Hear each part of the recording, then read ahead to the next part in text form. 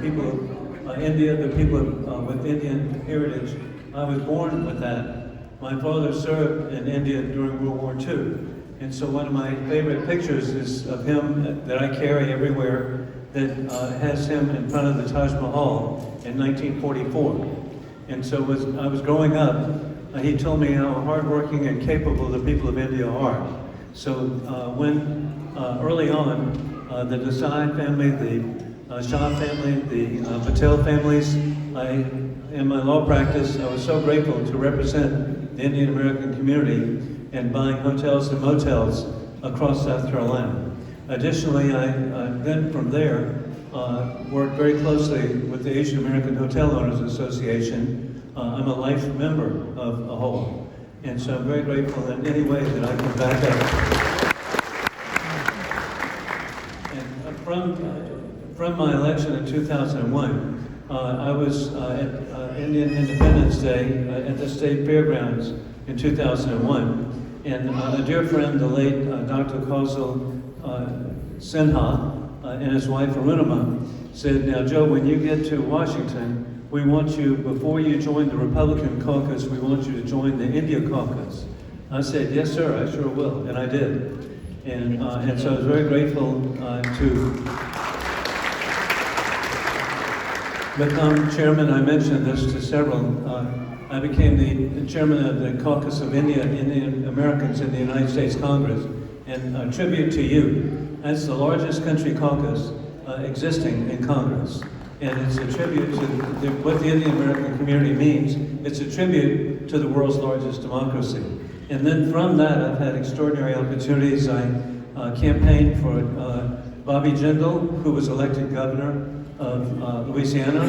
I then campaigned, of course, for somebody we all know and love, and that is Nikki Randolph Haley, and to be the second Indian American governor, but so significant, the very first female governor in South Carolina in 340 years. And so over and over again, I've had opportunities. I was with Prime Minister Modi at Madison Square Garden, Center Ring. What an honor to be there. And then I had the opportunity to be with President Trump at the Howdy Modi welcome in Houston. And there were 40,000 Indian Americans there. It was such an inspirational event to be there and see the love and affection and success of the people of Indian American heritage.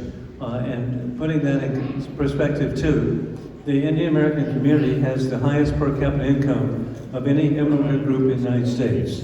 It's twice that of the average American citizen. And it's a tribute to your work ethic, to the values that we were just talking about, the values that you see here today, and the blessing of the books, the honesty that is prevalent.